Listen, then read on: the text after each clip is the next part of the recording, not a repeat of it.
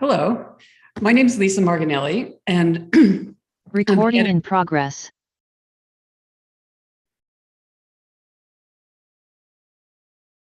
Good afternoon and welcome. Thank you for joining us. My name is Lisa Marginelli. I'm the editor-in-chief of Issues in Science and Technology.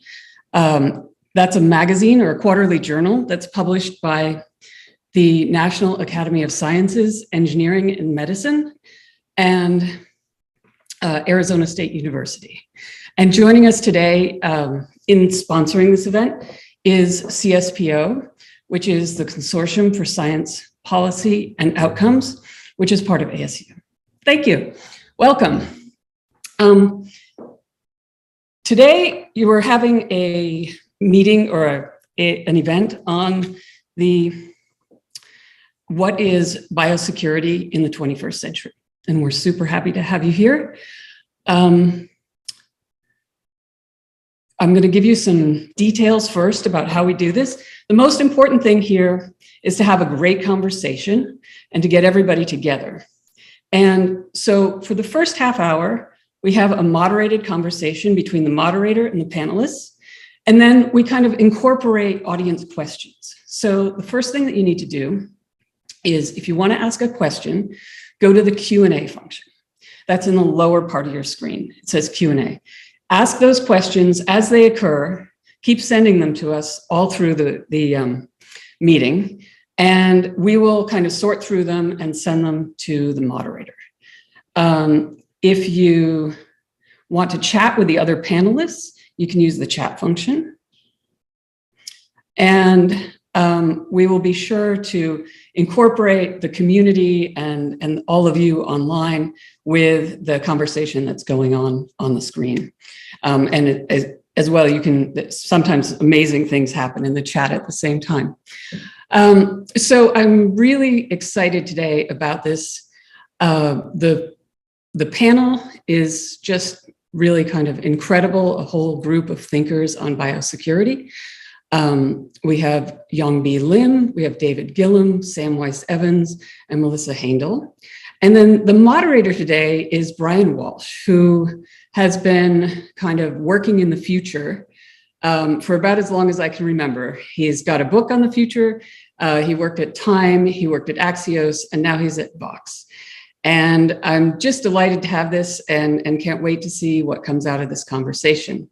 So with that, I'll turn it over to Brian. All right. Thank you so much, Lisa. This is a great panel, a great subject to really try to drill down on. I mean, really from the first meeting of 1955 and personnel from the U.S. Army Biological Warfare Laboratories to the 1975 Asilomar Gathering, it really helped set the rules of the road on recombinant DNA, to the aftermath of 9/11, all the current practices of biosecurity, biosafety, the products of decades of experience and regulation. But those practices, I think, increasingly seem to be a poor fit for where we are at present, and perhaps even worse for the future, as high security biolabs spread around the world and the tools of biological engineering are becoming increasingly democratized. So the benefits of this transition could be really huge as the larger bioeconomy really begins to make itself felt, but the threats are huge as well, and they're really only getting bigger. So what we need is an evolved, I think, paradigm for biosecurity for the 21st century, one that's based less against trying to protect against known threats and more able to handle those unknown unknowns that could be headed our way. And as Lisa said, we have a great panel for that discussion. I'll just sort of introduce them a little more broadly. So Weiss Evans is a senior research fellow in the program on science, technology, and society at the Harvard Kennedy School. David Gillum is the assistant vice president of environmental health and safety at ASU, and associate editor of Applied Biosafety.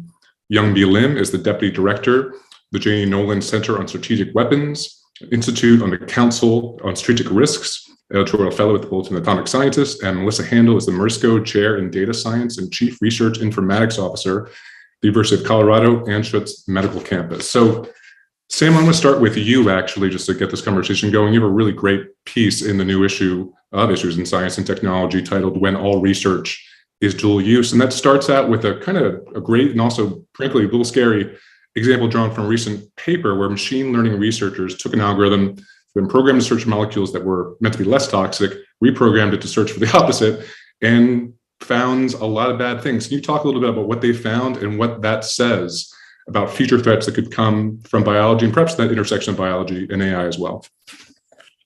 Well, I don't. Thank you, Brian, and thank you to Issues for this chance to have this conversation. I don't know that I will say a whole lot on the specific what they found and didn't found, because I wasn't an author on that paper. But the point of bringing the example up in my paper was that it was I was interested in how the researchers were reflecting on the fact that it took them being invited to an international conference about security issues for them to even start thinking about, well, maybe we shouldn't have done this work, or maybe we should have thought a little bit more before we were doing this work, but we were never trained to think about the potential security issues with it. And I think that's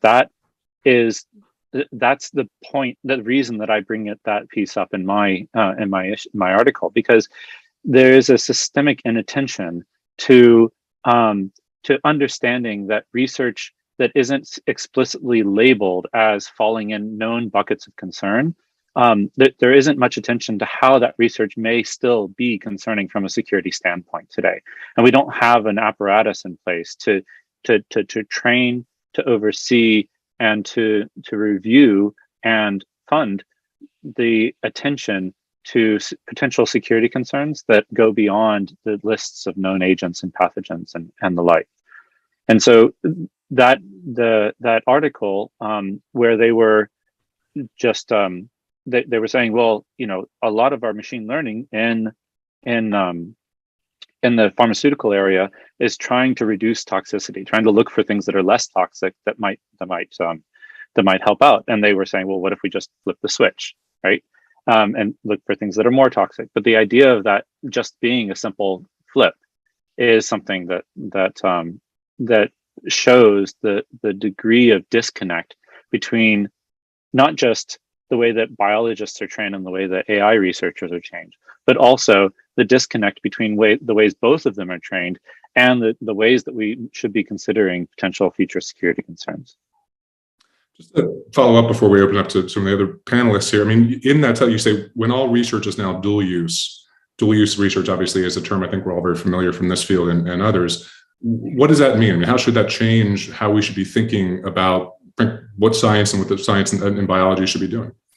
Yeah, well, I think all research has always been dual use, and we have chosen over the years, over the decades, even over the centuries, to carve out the area of concern from that idea of all research is dual use, and forget, therefore, that all research is dual use, and just focus our attention on that subset of stuff that we say, okay, this is the area that's concerning. If we think instead that no, actually our ways of understanding and governing security concerns needs to be grounded in continuously accepting that any research will harm as well as help, we would then change the ways that we train our scientists, the ways that we look over potential applications or publications, the ways that we allocate funding for our research, because there would be a much deeper attention to not just the promises of the potential research as advocated for by the scientists and others, but also the potential perils and the uncertainty around which of those would actually be realized.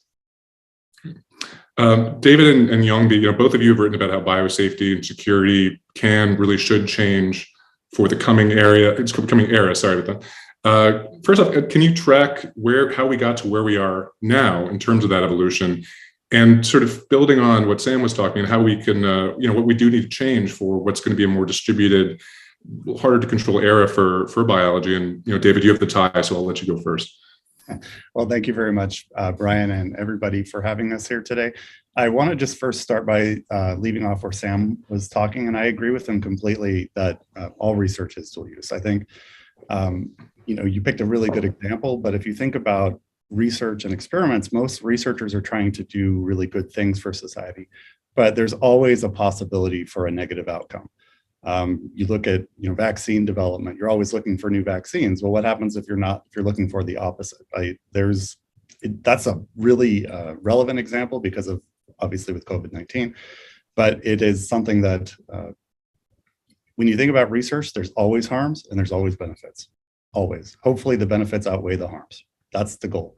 So coming back to your question on the history of biosafety and biosecurity, you mentioned in your intro how it started back with Fort Detrick. That actually initiated a annual event that is actually carried on currently in the United States by the American Biological Safety Association. They hold an annual biosafety event. Then after Fort Detrick, we had primarily asilomar, which you discussed, and the connection piece to why we included asilomar and recombinant DNA guidelines in the article is that, right now Patty Murray and Congress is considering the Prevent Pandemics Act. Back in the 1970s, they were looking at legislation to require registration of all recombinant DNA research. It never fully made it through, but that was an example of how we tried to legislate biosafety, and it didn't work very well. Instead, we got the NIH guidelines, which are not bad at all. They introduced biosafety to the masses, and they've been, in a way, they've been a huge success. They unfortunately allow people to self-police, as we discuss in the article, but that's because there's not necessarily black and white in biosafety and in biological research. There's always good and there's always going to be bad, as we talked about. After that, I'll just give a little bit more and turn over to Yong-Bee to answer any more, but then became the Select Agent Program. We had some issues in the 1990s where people were trying to use biologicals as weapons. And we ended up seeing the Anti-Terrorism and Death Penalty Act followed by the Select Agent rules. And then ultimately, more recently, as you probably know from the high-path avian influenza research, we had a moratorium on that research for a few years. And then, of course, now we're to COVID, and people are talking about the origins of COVID. It's like a nonstop cascade of problems. And now every single time we try to think about how are we going to have something that's reactionary, how are we going to solve a problem in a reactionary manner? So Yong-Bee, do you want to add anything to that? Mm-hmm.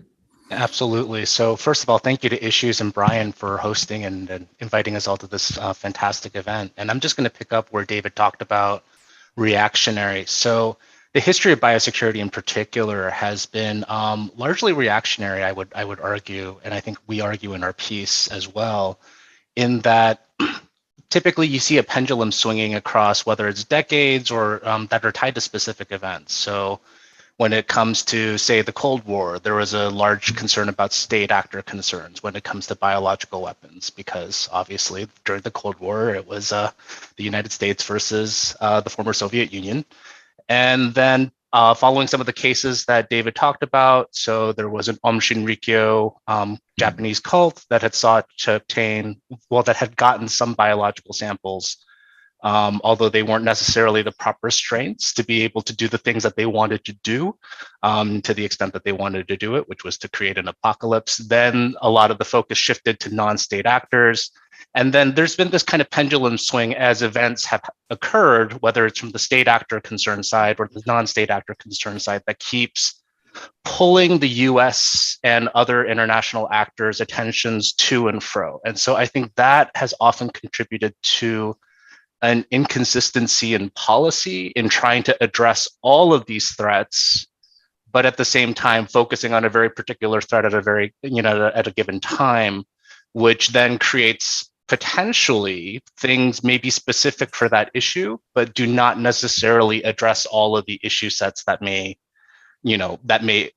occur from that particular problem or from that particular actor. So there's a bit of a concern there. Obviously, right now, we're kind of experiencing a little bit of a shift towards the state actor side again, given concerns with the Ukraine-Russia, with Russia's invasion of Ukraine, and given Russia's past history, the former Soviet Union's past history of biological weapons research and development. And so, there's this aspect of inconsistency or kind of pendulum swinging there. And there's just also an issue historically that bio has traditionally not been a high priority issue when it comes to defense. Typically, there has to be an incident that is associated that then causes people to have major concerns. Nuclear it's a very easy thing to kind of argue consistently through strategic deterrence discussions that it is a high priority thing, but bio has often gone through cycles of what we in the community call feast and famine cycles. And I'm probably on the younger end of practitioners nowadays, but I feel like I've lived through at least 2 or 3 of those. So given that inconsistency in the funding as well, there's a very significant issue in how we approach these issues, how we prioritize them, and how we address them.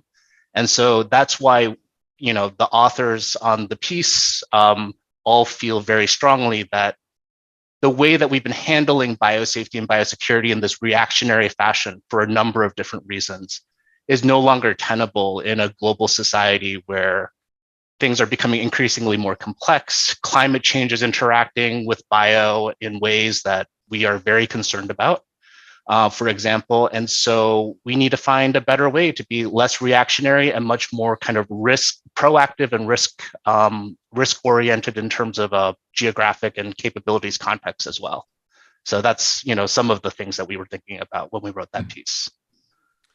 Melissa, I want to bring you in here too. For us to have a full understanding of the landscape of biosafety and biosecurity, we actually have to know what's happening, what might be spreading or might not be among the public more generally. In another piece in Issues recently, you and your co-writers talk about the massive national COVID cohort collaborative database, which gathered together something like 13 million patient records from the pandemic. Could this possibly use as a model for a wider scale database that could actually track the effects of biosecurity, the bioeconomy within the public? Can you talk a little bit about what that could potentially look like and what it could do and why we may need it? Absolutely. And thanks again for including my voice and my community's voice here in this discussion. I think, just a little bit of background, I think just to comment on some of our earlier comments, the fact of the matter is that all of these things end up being interrelated. When we have biosecurity threats, they threaten individual patients and people, they threaten communities, and they also threaten our environment. And then our environment influences our individuals and our communities. So it's an interactive, issue, and therefore the solutions technologically also must necessarily be interactive and interoperable to kind of understand how do we monitor for potential threats, how do we monitor for existing threats, and how do we provide infrastructure that can help mitigate those threats more quickly and more efficiently. And I think that the N3C, or the National COVID Cohort Collaborative, was a great demonstration of many academic medical centers working together to try to understand the new disease that is COVID-19 and subsequently long COVID. And, fundamentally, what was built ended up being really an amazing infrastructure resource that was rather unprecedented here in the United States, but has been similarly created in other countries around the world to support an understanding of, what are the environmental or, bio threats to our population, and sort of really thinking about population health as a key component of our biosecurity engineering tasks. And one of the things that we wrote about in that article in reference to the N3C is that we really need cross-sectoral infrastructure and technologies to be working together. So on the one hand, as we're monitoring for some new toxin, in wastewater or in our environment, that we're also similarly and simultaneously looking at the potential outcomes or populations that might be affected by those things, so that we can have, more early interventions in our biosecurity monitoring. And so the public health infrastructure is very weak in the United States and is not very integrated into all of the other types of biosecurity infrastructure efforts that you all are expert in. Just a follow up there, Melissa. I mean, how can we make this work ideally with patient privacy? I mean, is that an issue? Certainly it's one that tends to come up when we start to talk about health data, health records here within the United States, along with the fact that much of this is very decentralized, but just how that can be made to work within the system. It's a really good question that I get asked all the time. And it's definitely, it takes a village of understanding. We need to understand policies and ethics and financial incentives, among other things. And one of the things that the HIPAA and HITECH Acts actually did was sort of it's not to say that we're not using those data, but mostly those data go to commercial partnerships for use for drug development or other sort of technological advancements, but not necessarily for public research. And I think that what we've shown in the N3C is that we can securely collate those data for public health initiatives with the high quality governance and the high quality security environment, with access control being very regulated. And so while it's the most open data set of clinical data yet in the United States, it's also likely the most secure and the most integrated. And so I think that you have to partner really high security and access control policies, good governance policies and regulatory policies, along with the infrastructure in an integrated manner to ensure patient privacy, but also ensure that the data can be used for public good, for public research. Just a reminder to the audience, you can put your questions in the Q&A function. We're going to get to those towards the end of the panel. Sam, I'll go back to you. You know, in your piece, you talk about the new National Security Commission on Emerging Biotechnologies. I'm more familiar with the one from AI, but I mean, okay, given this commission, I mean, what can it possibly do? What would you like to see it do? And of course, any other panelists want to chime in on that, please do. I'd love to hear the other panelists' views. You can read about mine in the paper, so nobody knows about this commission very much yet, because to the best of our knowledge, it hasn't met yet. Its meetings don't necessarily have to be in public either, but I think that they should be. And I think that this commission, it being modeled on the National Security Commission on Artificial Intelligence that you mentioned, it's a very high level presidential level commission for the United States to seriously consider the ways that security concerns in emerging biotech need to be considered, rethought, and the governance around them therefore might need to change too. And I think that this is a really great opportunity.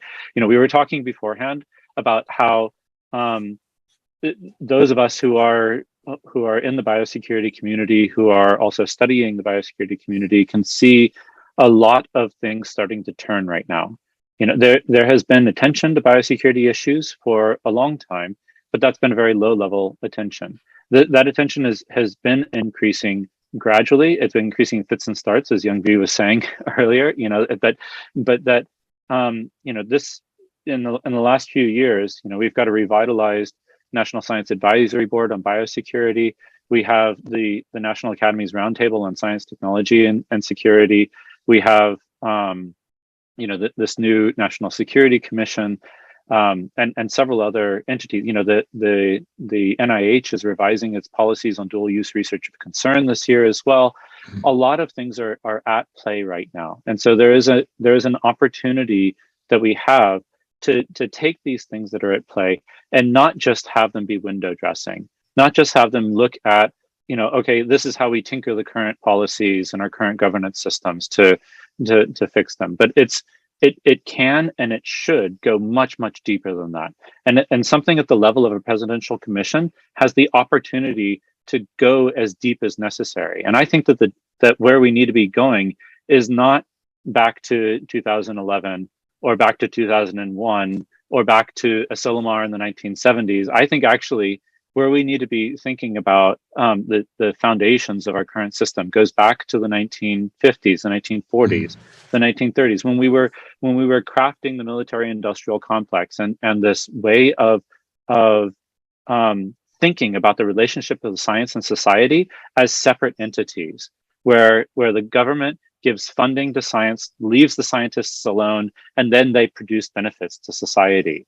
That kind of linear model of innovation, of research and innovation, is tied to this belief that the scientists are trying to do good, and therefore we don't need to worry about them. If we want them to do things that could harm, we've got this massive military complex that we put them in, and we classify the research and we do all of that to try and create things that we want to think of as goods for us, but potential harms for others, i.e. military technology.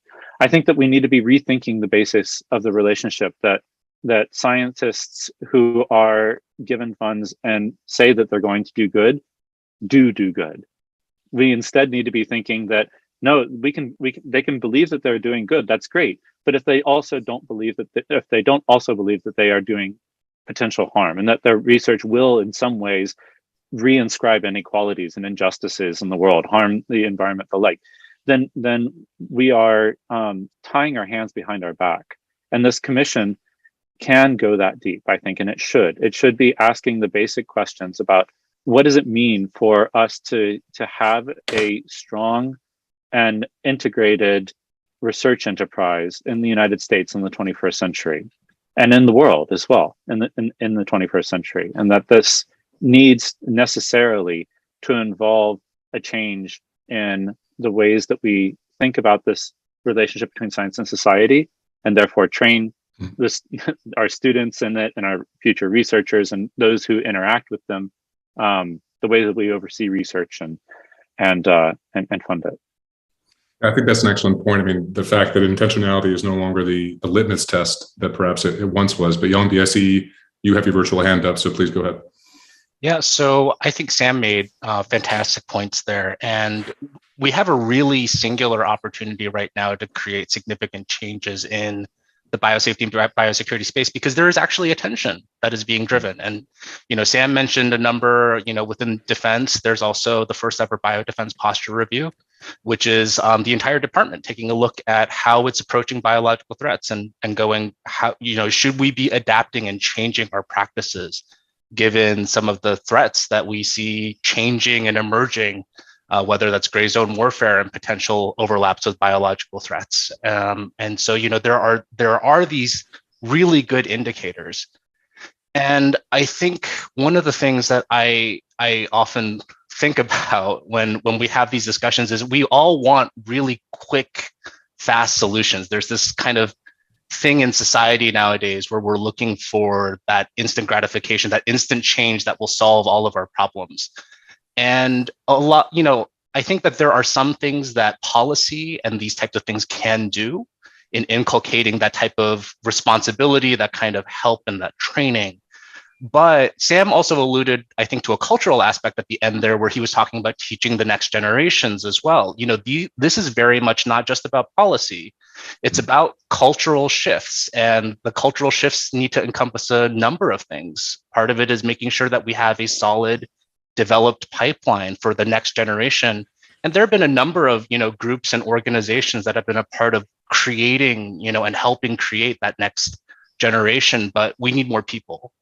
We need more people. We need more diverse perspectives. And, I think that that's a key element there. And also, from a biosafety standpoint too, and I'm sure David can talk more about this than I can.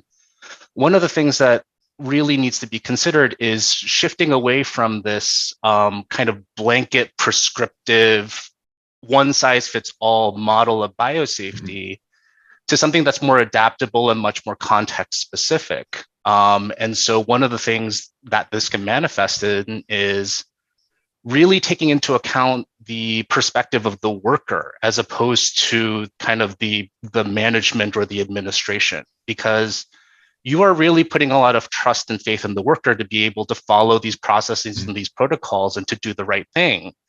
And, finding a way to empower them to be able to do that is an exceptionally important pivot that I think that we need to make as we continue forward in rethinking biosafety and biosecurity. Absolutely. Melissa, go ahead, please.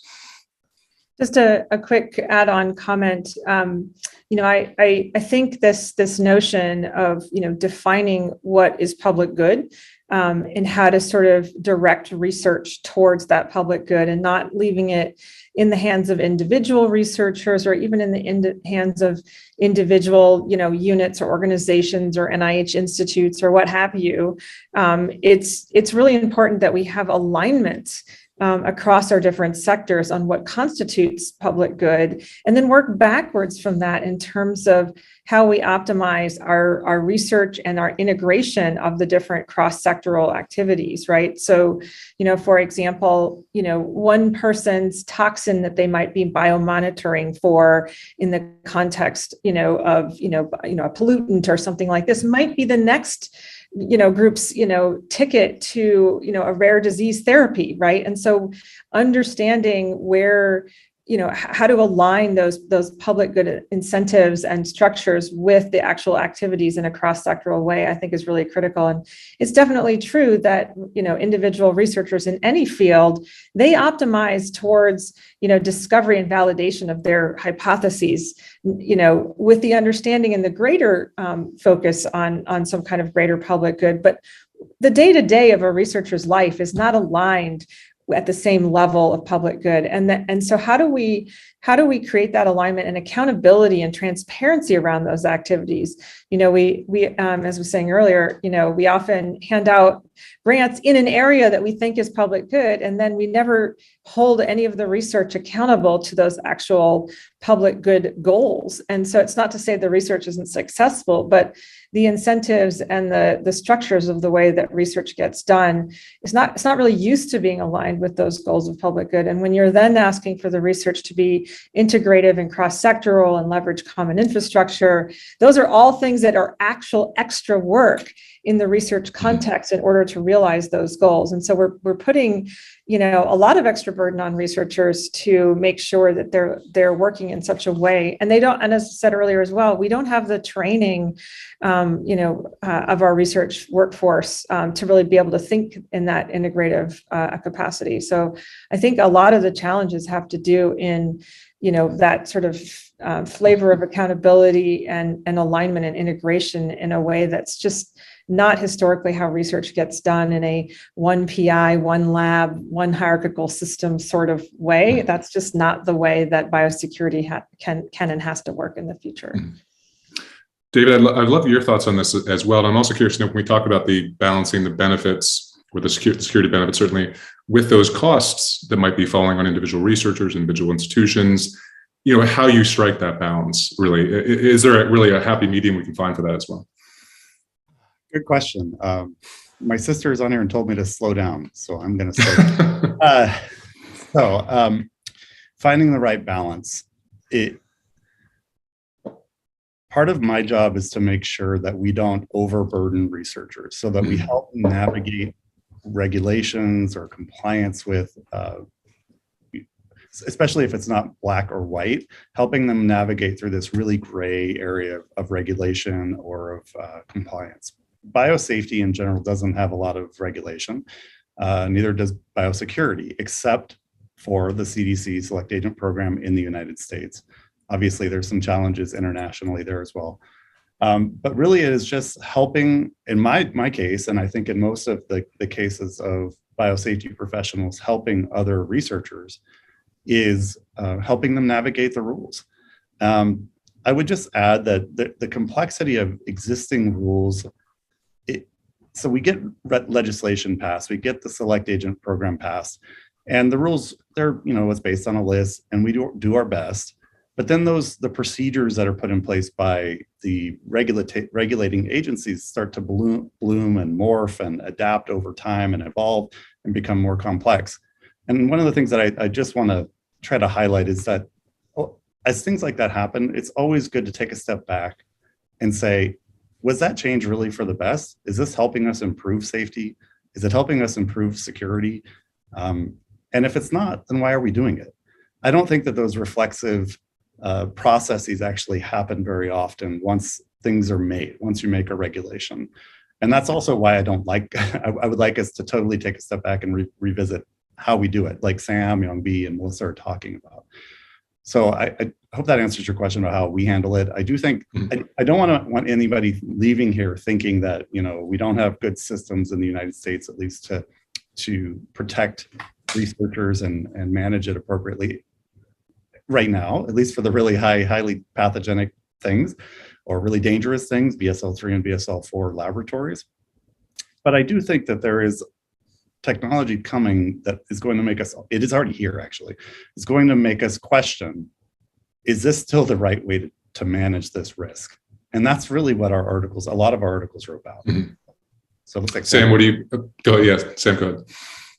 Yeah, well, I mean, I agree. I think, and I agree with David that I want to make sure that people understand that for those areas of biology that we know are quite concerning, we have processes and procedures in place today to address them. And David, is at the forefront, and not just the thinking, but also the conducting and managing of the oversight processes and those concerns.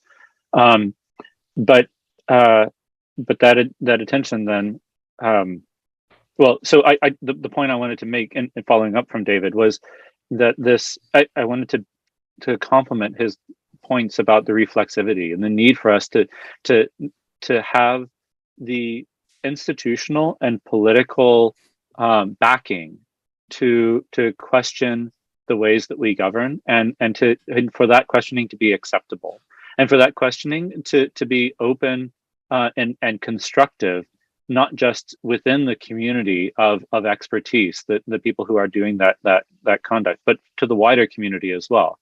When the biosafety laboratory system was set up in the 1970s, part of that process was that there needed to be a community member on institutional biosafety committees.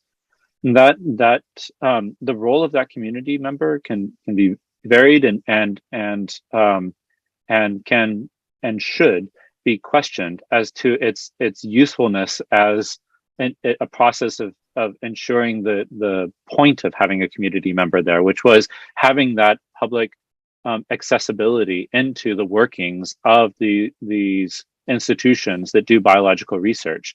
So, and to have them be a voting member of that committee to assess whether or not this research was safe enough to be conducted within their own community. That kind of role is something that we should be thinking about. Is that enough? What other kinds of ways should we have broader engagement in the processes of biosafety and biosecurity? But having the political will to actually do that kind of questioning is something that we don't have right now. And that's because the systems of governance are largely based around compliance formations, where here are the things that you have to worry about. Here's the things you have to do in order to worry about those, and here's who is responsible. But what we need instead is a system that's much more based around curiosity around, well, so this is the way that it works when we know what's going to happen. But there are a large number of instances and a growing number of situations where we don't know what's concerning, and we don't know who the proper authority is to do something about it, and we don't know what should be done about it. So what we need are not procedures to follow, but we need guidelines for making those procedures, for bringing people together, for whose voices should be included, for what kinds of options we have for doing something about it, and then the authority to and backing to say it's okay for us to admit that we are uncertain about what's a concern. Getting that as a political goal is going to be I was just going to say getting that requires a much broader societal acceptance that there is uncertainty around research, and that is a very hard thing to enculture in a society that's been brought up to believe that science produces true knowledge about the world that is depending on your political spectrum, like the right knowledge to govern with. Speaking about the community and the broader society, just to move to one of the questions from the audience, and we've mostly been talking about researchers and official labs.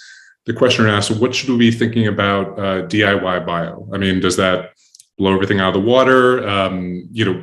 How do you begin to extend a security regimen to that when that becomes something that goes outside established institutions and known scientists to members of the more general public? And I guess anyone can take this who wants this. Go ahead, Yong-Bee, you have your hand up. Actually, I think David had his hand up first. Oh, sorry. Okay. It's okay, David. I hand it to you. You go first. Okay. Okay, so David and I are kind of smiling because we've had significant interactions, I think, compared to a number of maybe the panelists in the biosafety and biosecurity communities with the DIY bio community. So this is a community that emerged in depending on who you follow, the 90s or the mid 2000s, and they are a community that focuses on educating individuals, on empowering individuals to do life science activities outside of traditional laboratories. engaging in entrepreneurship activities, and just exploring their surroundings. I, for my dissertation, did a community lab. I went to 10 community labs across the United States, interviewed 50 people, participated in over like 120 some odd events with these groups. And my research question was really, what is it that we understand or know about these groups that would help us from a biosafety and biosecurity perspective? What kind of risks did they introduce? What type of benefits did they introduce? And at the end of the day, for all that people talk about, at least in this particular context, for all that people talk about technologies becoming more distributed and easier than ever, if anything, DIY shows to a certain extent that science is really hard. It's really hard to just even do basic things like a PCR, especially in an environment that's unconventional, like say an old cork facility or an industrial building. And there are many reasons behind this. Some of them are more social in orientation. So it's a hobbyist thing. So people aren't very consistent. So, you can lose that expertise that people develop over time. Some of it is just more logistical. So it's just really hard to sometimes coordinate meetings 3 hours apart from each other as a hobbyist thing. And some of it is just the life sciences are hard. You're dealing with things that you can't visibly see with the naked eye. And you sometimes have to figure out if something went wrong because someone contaminated a pipette, or something went wrong because just the wrong person was doing the wrong thing at the wrong time. What I would say about the DIY bio community in relations to this is there has been a consistent historic relationship between the DIY bio community and the FBI. So when this started becoming a thing, Ed Yu, when he was at the FBI, was very much involved in connecting with the group, as well as people like Kavita Berger from AAAS when she was there. And just making sure that these people had people educating them about being guardians of science, which is something that you probably also see pop up when Ed does his presentations at iGEM, the International Genetically Engineered Machines Competition, which is hosted in Cambridge. So there's already a law enforcement connection with DIY Bio. I wish sometimes it was maybe a little bit more robust. I think it's kind of become less strong over time. There's less interaction between the communities. I know that the DIY bio community wants to do more in terms of trying to operate safely and securely. But there's also, these very real questions of, can you trust everybody that comes into the lab? And the DIY bio community is, for all intents and purposes, a very trusting community.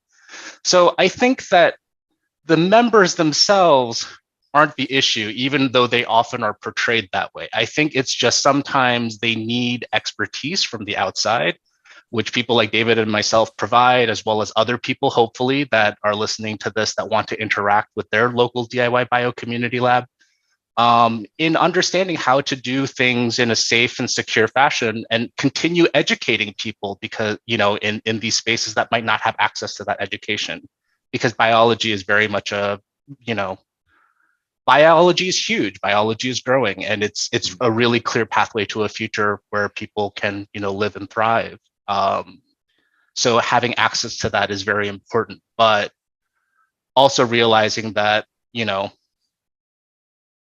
you're a part of the scientific community as well, whether you don't necessarily see it in terms of a legitimacy way or not. And therefore, there are certain responsibilities that are incumbent upon you in participating in that way, and perceptions as well. So I think that, from my dissertation, not too much of a risk at this moment in time, but definitely, something to keep an eye on. And I'm sure David has some things to add as well.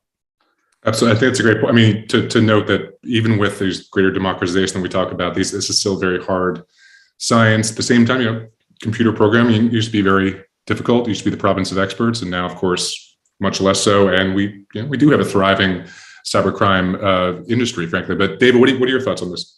Really brief. I think that just a few pluses and minuses when it comes to DIY bio, and somebody in the audience will probably chuckle at this, but I think that they're really creative.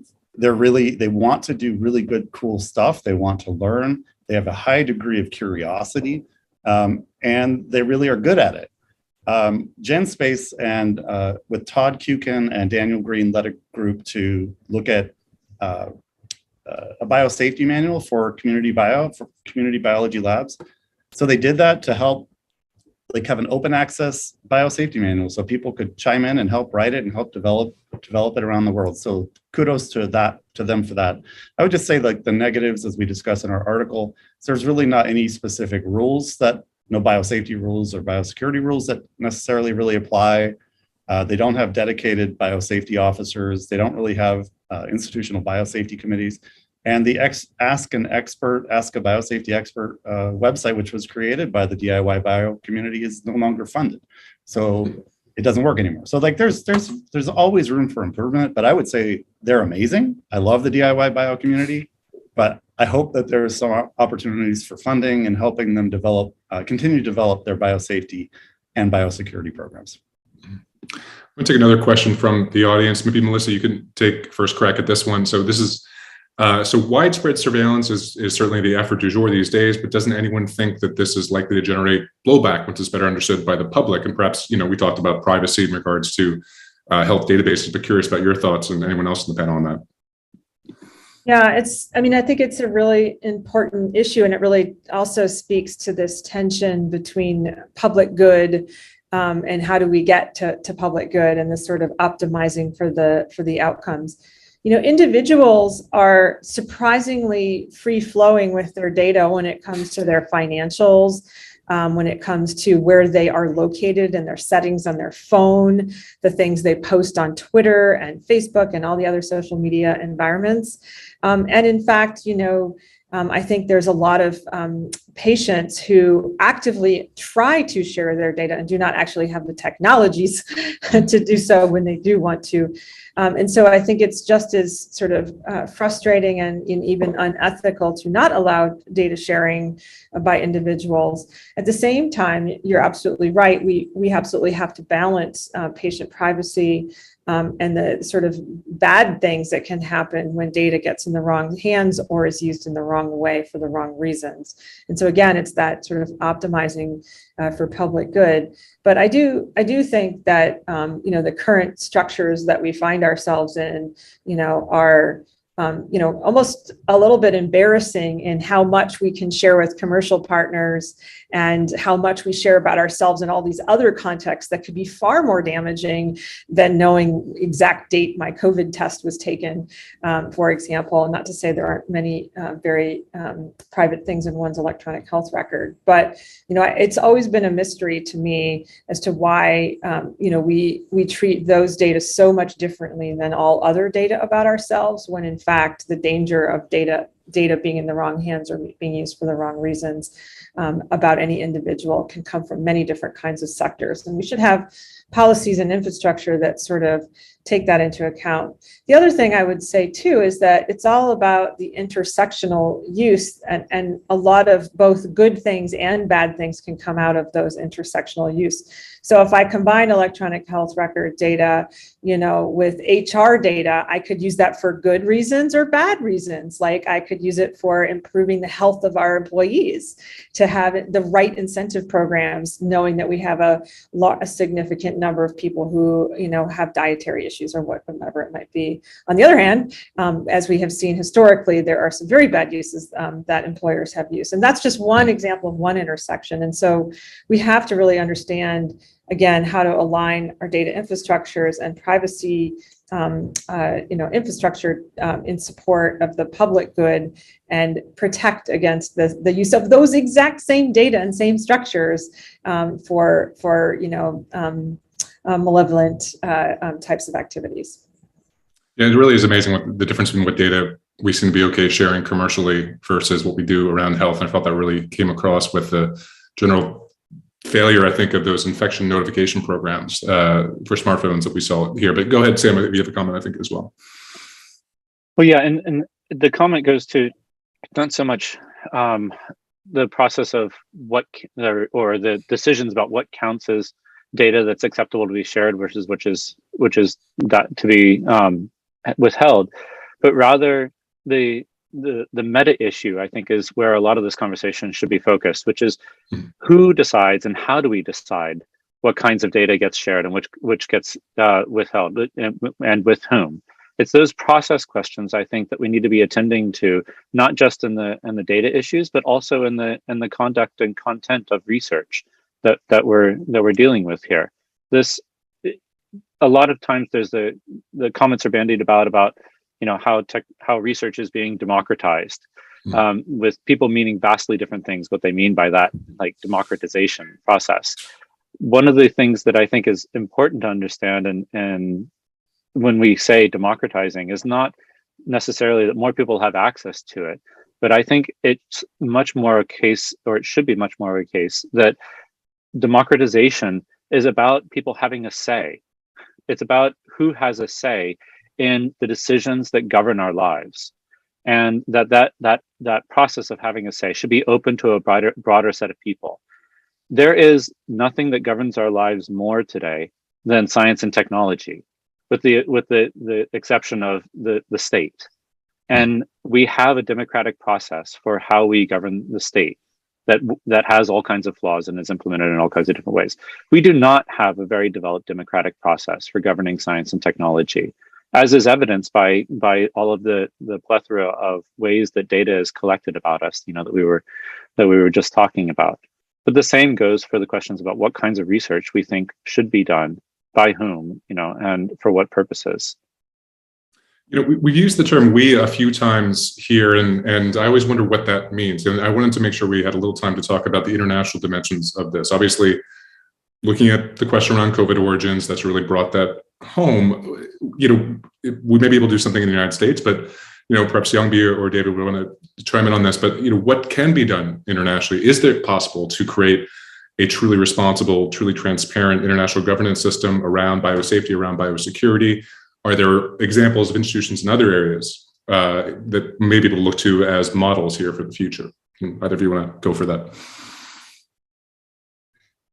I don't see Yong-Bee lighting up his screen. So unless you want to take it. So I would say, first of all, there are other countries from a biosafety point of view that, like the European Biological Safety Association, they exist. The Canadian Biosafety Association. There are biosafety associations in other parts of the world. Now, they don't exist everywhere, but that would be one good starting point, is to bring them together to talk about standards or best practices to help level the playing field so people have a baseline of what they should be doing. The World Health Organization is trying to develop a standard on biorisk, which I argue is a little complex, and throwing everything into everything in the kitchen sink into what we have to deal with. But I would say that we're never going to get a regulation, I don't think, that we're going to see like the International Atomic Energy Agency. That's something that everybody got behind, rallied behind, and said nuclear weapons are bad. We're going to develop a network around the world on how we're going to implement and protect radiation. I think that we might be able to come up with something similar if we created like biosafety or biosecurity centers of excellence, where we could ask researchers or other colleges and universities or governments in other countries to think about how could you implement procedures to not have lab-acquired infections. How do you develop reporting systems to help other people learn from those things? It's going to be probably based on guidelines, and it's going to be education, outreach, having some consensus developed about what we all really care about. But right now, you've got us talking what we care about from the United States. It would be really fascinating to hear what's really important in other countries, low resource countries. I think, I have traveled a lot. I've seen a lot, but I would never want to speak for another country. So that's the other thing. You got to have the right voices at the table. So those are just some talking points, but we do add some more in the US. So just FYI, I think we should fund biosafety officers in public health laboratories. We really should have biosecurity centers of excellence at least US institutions to be able to talk and share knowledge, and have a network of biosafety and biosecurity professionals that can communicate about risks securely so that you're not afraid to share something. Who can I call up to say, oh, we had an accident with X, Y, or Z, and know that they're not going to run and like make a big deal about it. We're going to try to resolve it. We're going to try to solve it. So that's my take on some of it. Maybe Yong-Bee, I've rattled on enough for you to to add some to it. Right. Yeah. So I think, thanks, David. I think that what you say makes, a lot of sense in terms of talking about finding. I think the key thing that I connected with was distributing information and making sure that the right voices are there. So there are programs that exist within the United States that are meant to help address biological threat issues through training, through outreach. One of the key ones that I can think of from the Department of Defense is the Biological Threat Reduction Program, which don't believe everything you hear about them from Russia. They have very dedicated people that are focused on connecting with labs and practitioners on the ground, building those relationships and doing the training necessary to kind of have them think about what are biosafety concerns when it comes to the things that you work on? What are biosecurity concerns when it comes to things that you work on? And everything else kind of under the sun with all of that. But this is like one entity, right? And there are a number of other entities that do things like this, but there is power, I think, nowadays in being able to leverage the transference of knowledge, say, from a BTRP to, say, a hub in Africa, for example, let's say Ghana, and then having Ghana then maybe work with Africa CDC in being able to help distribute that information in a way that addresses contextual issues that maybe we in the West are not as familiar with or not thinking about. So there are these kind of, rather than necessarily having everything be under one structure, there are these kind of very interesting distributed ways we could start thinking about distributing information that helps maximize some of the efficacy by having it kind of go forth and be distributed in that fashion. The question that you raise also alludes to the geopolitics of the world nowadays, in terms of concerns with certain adversary states, and we have the review conference coming up for the Biological Weapons Convention this year, which is when significant changes or discussions can be had concerning the non-proliferation of biological weapons, within that treaty context, and non-research and non-development, of course, and all of the things that go along with it. So I think that it's been a very difficult challenge for the international community to define consensus for a number of reasons. Some of it political, some of it kind of sovereignty oriented, things along those lines. So I am hoping that if there is an opportunity for things to change and have a top-down approach from there to a more distributed kind of thing, then I would say that what we're looking for isn't a significant, huge shift. We're not looking for like the development of some independent entity that then supports the BWC and what it does, much like the NPT has the IAEA. We would be looking for things that are like smaller, more incremental. Like, are there certain areas that everyone can agree on, which then can be building blocks for creating better, potentially more effective means towards addressing these issues of verification, compliance that often come up within the BWC context. And I kind of want to put a shout out to the Hopkins Center for Health Security. They put out a paper recently on how, I think it's called BWC Assurance Project, but there's this paper where they essentially go, everybody considers these terms like compliance and verification in very different ways. And so that could be an academic thought exercise, but it also has very real implications of, well, when one person says verification and another person says verification and they don't agree on what that means, that creates a severe impasse in diplomacy. So finding ways to build those common frames of reference, using papers like that as a guide could be significantly helpful, hopefully, too, when it comes to navigating some of that diplomacy in the BWC. So a little bit of time left. Sam, we started with you. We could end with you as well. There was one question from the audience about whether and we could comment on anticipated changes to the dual use regulations expected from NIH. Obviously, all research is dual use, but just curious about any quick thoughts on that before we finish. Sure. I mean, that. So yes, the NIH is reviewing those guidelines right now, and it's a chance for us to, as I think I said in my opening remarks, it's a chance for us to think much more broadly about this question of dual use. And the review of these guidelines represents a moment of iteration in these policies that goes to what David and Brian and Melissa have all been talking. This whole panel has been in some ways, structured around this idea of things are changing. Now the question is, do we want to have a change that is there, that is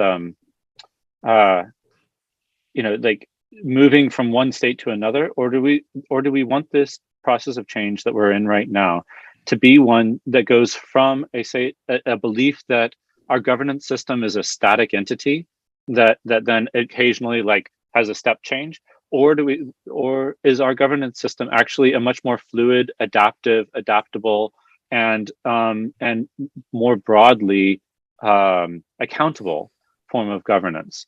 And so this question about the dual use modification, or the changing policies in dual use, is just one of those moments that we have right now to think about this much bigger issue that we need to be dealing with, about how we understand the way that we govern and who has a say in it. I think that limiting the conversation about dual use governance just to the National Science Advisory Board for Biosecurity, for example, is unnecessarily limiting the remit of that kind of conversation. So as we think through it, with that board and with others, I think that we should be pointing towards the bigger foundational questions that we need to be addressing right now.